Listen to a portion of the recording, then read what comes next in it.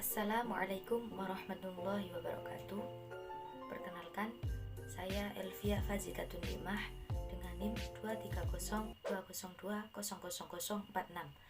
Di sini saya akan membawakan sedikit materi tentang pendekatan komunikatif atau al-madkhal al-ittisali. Oke, langsung saja kita masuk ke pengertian pendekatan komunikatif.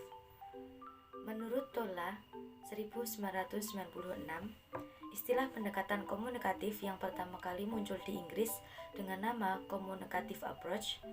Dengan tujuan pendekatan ini adalah menciptakan kompetensi sebagai tujuan pembelajaran bahasa dan mengembangkan prosedur keterampilan berbahasa, yaitu menyimak, berbicara, membaca, dan menulis.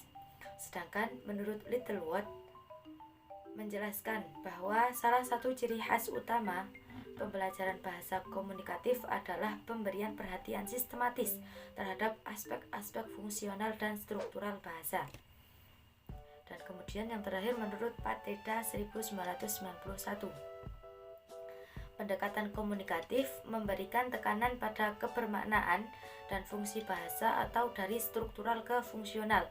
Dalam hal ini, bahasa lebih tepat dipandang sebagai sesuatu yang berkenaan dengan apa yang dapat dilakukan atau fungsi, atau berkenaan dengan makna apa yang dapat diungkapkan atau nosi melalui bahasa, dan bukan yang berkenaan dengan butir-butir bahasa. Dengan demikian, penggunaan bahasa untuk tujuan tertentu seperti menyapa, meminta maaf, menasihati, memuji, atau mengungkapkan pesan tertentu dalam kegiatan berkomunikasi. Jadi kalau dilihat dari semua pendapat para ahli, dapat disimpulkan bahwa pendekatan komunikatif ini adalah pendekatan pembelajaran bahasa tergantung situasinya, bagaimana ia menggunakan bahasa sesuai dengan situasinya, yaitu seperti menyapa, meminta maaf, harus membawakan bahasa yang seperti apa itu yang ditekankan dalam pendekatan komunikatif. Selanjutnya kita menuju ke tujuan metode komunikatif. Apa sih sebenarnya tujuan metode komunikatif ini? Nah, di sini menurut Sunendar tahun 2011 bahwa belajar bahasa metode komunikatif bertujuan untuk menuntun mahasiswa untuk bisa berkomunikasi dengan bahasa yang dipelajari dan bahasa sasaran dalam kehidupan sehari-hari. Pelaksanaan metode komunikatif dalam pembelajaran bahasa Arab harus digunakan dan diajarkan pada berbagai kondisi dan situasi dalam kehidupan. Selanjutnya yaitu hakikat pendekatan komunikatif. Hakikat pendekatan komunikatif ini ada 8, yaitu yang pertama teori bahasa, yang kedua teori belajar, yang ketiga tujuan, yang keempat silabus, yang kelima tipe kegiatan, yang keenam peranan guru, yang ketujuh peranan siswa, dan yang terakhir peranan materi. Di sini kita akan bahas satu persatu. Yang pertama yaitu teori bahasa. Dalam pendekatan komunikatif ini, teori bahasa yang menyatakan bahwa pada hakikatnya bahasa itu merupakan suatu sistem untuk mengapresiasikan makna. Teori ini sebenarnya lebih memberi tekanan pada dimensi semantik dan komunikatif dibandingkan pada ciri-ciri gramatikal bahasa. Oleh karena itu, dalam pembelajaran bahasa yang berdasarkan pada pendekatan komunikatif bahasa bukan pengetahuan tentang bahasa. Kemudian yang kedua yaitu teori belajar. Kegiatan belajar dikembangkan dengan mengarahkan pembelajar ke dalam komunikasi nyata. Pembelajar dituntut pula untuk menggunakan bahasa yang dipelajarinya. Teori belajar yang cocok untuk pendekatan ini adalah pemerolehan bahasa kedua secara alamiah. Teori ini beranggapan bahwa proses belajar bahasa lebih efektif apabila bahasa diajarkan secara informal melalui komunikasi langsung di dalam bahasa yang sedang dipelajari. Nah, biasanya ini nanti guru memberikan contoh dan nanti para siswa mempraktekkan dalam kehidupan sehari-hari. Kemudian ciri-ciri pendekatan komunikatif. Nah, ciri-ciri pendekatan komunikatif ini ada dua, yaitu yang pertama, hakikat teori bahasa. Pendekatan komunikatif pertama-tama berdasarkan pada teori bahasa sebagai komunikasi atau language as communication. Teori bahasa yang secara khusus merupakan pengembangan pendekatan komunikatif. Teori yang melandasi pendekatan tersebut adalah sebagai berikut. A. Bahasa adalah sistem untuk mengungkapkan makna. Kemudian B. Fungsi utama bahasa adalah untuk interaksi dan komunikasi. C. Struktur bahasa mencerminkan kegunaan fungsional dan komunikatifnya. Kemudian B. Hakikat belajar bahasa. Nah, untuk mendorong kegiatan proses belajar bahasa dibutuhkan kegiatan-kegiatan yang berkaitan dengan komunikasi yang sebenarnya. Kemudian bahasa yang bermakna bagi siswa akan mendorong proses belajar siswa. Berdasarkan prinsip ini, materi pembelajaran bahasa melalui pendekatan komunikatif adalah bahasa dalam pemakaian. Kemudian ciri-ciri pendekatan komunikatif yang disampaikan oleh Subiakto 1993. Nah, yang pertama adalah pendekatan komunikatif dapat menunjukkan aktivitas yang realistis untuk mendorong pembelajar untuk belajar.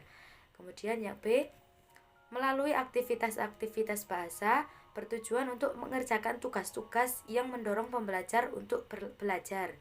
Yang C, materi dan silabus dipersiapkan setelah melakukan analisis mengenai kebutuhan atau needs pembelajar. Yang D, penyampaian materi dan aktivitas dalam kelas berorientasi pada pembelajar. Yang E, cara berperan sebagai penyuluh menganalisis kebutuhan pembelajar dan manajer kelompok untuk berkomunikasi baik lisan maupun tulis yang wajar. Kemudian yang F, peranan materi dapat menunjang komunikasi pembelajar secara aktif.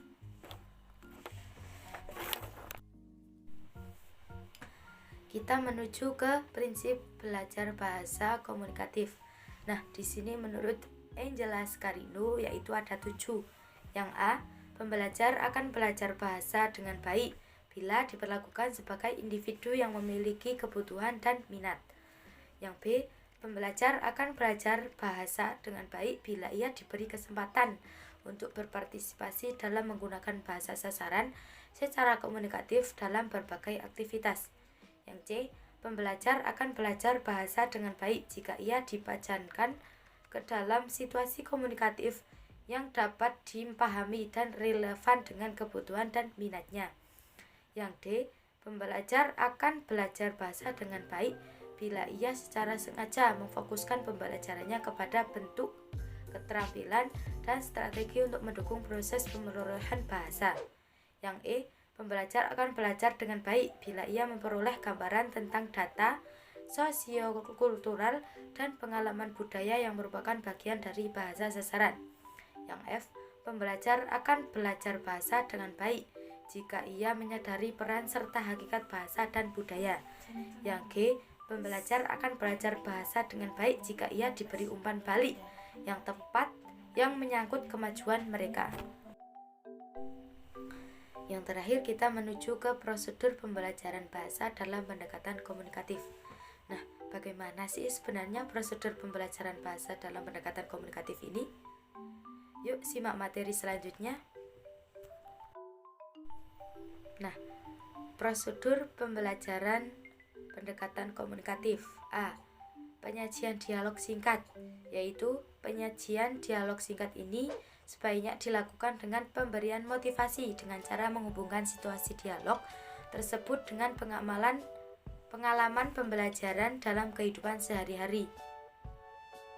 Nah, ini diberikan oleh guru atau pembimbing lainnya, itu diberikan contoh yang relevan dengan kehidupan sehari-hari sehingga ia dapat dengan mudah mempraktekkan dan menghafalkannya. Kemudian yang B, pelatihan lisan dialog yang disajikan, yaitu pelatihan lisan dialog ini biasanya diawali dengan contoh yang dilakukan oleh guru. Para siswa mengulang contoh lisan gurunya, baik secara bersama-sama dilakukan oleh seluruh siswa, setengahnya, sekelompok kecil maupun individual. Nah, di sini biasanya di dalam kelas itu guru membacakan dulu, lalu ditirukan oleh para murid-muridnya. Meskipun tidak semua murid mengikuti dan mendengarkannya, akan tetapi guru harus ikhtiar untuk mencerdaskan murid-muridnya dengan langkah-langkah yang dapat dilakukan yang sesuai dengan yang telah diterangkan. Kemudian yang C, tanya jawab, yaitu dilakukan pada 2 fase. Yang pertama, tanya jawab yang berdasarkan topik dan situasi dialog. Yang kedua, tanya jawab tentang topik itu dikaitkan dengan pengalaman-pengalaman pribadi siswa. D, pengkajian, yaitu para siswa diajak untuk mengkaji salah satu ungkapan yang terdapat dalam dialog. Lalu para siswa diberi tugas untuk memberikan contoh ungkapan lain yang berfungsi komunikatifnya, yaitu sama. Nah, di sini biasanya dalam pembelajaran atau silabus nanti ada contoh dialog atau lain sebagainya. Nah, nanti para siswa diberikan atau diminta untuk memberikan contoh yang lain yang tidak sama dengan di buku atau yang sudah dicontohkan oleh guru. Kemudian penarikan kesimpulan, yaitu para siswa diarahkan untuk membuat kesimpulan tentang kaidah bahasa yang tergantung dalam dialog. Yang F, aktivitas interpretatif, yaitu langkah ini para siswa diarahkan untuk menafsirkan atau menginterpretasikan beberapa dialog yang dilisankan. Yang G, aktivitas produksi lisan, yaitu aktivitas produksi lisan dimulai dari aktivitas komunikasi terbimbing sampai kepada aktivitas yang bebas. Yang H, pemberian tugas, yaitu memberikan tugas tertulis sebagai pekerjaan rumah atau sebagai evaluasi, yaitu evaluasi pembelajaran dilakukan secara lisan. Cukup sekian pemaparan materi dari saya. Apabila banyak kesalahan, saya mohon maaf yang sebesar-besarnya. Wassalamualaikum warahmatullahi wabarakatuh.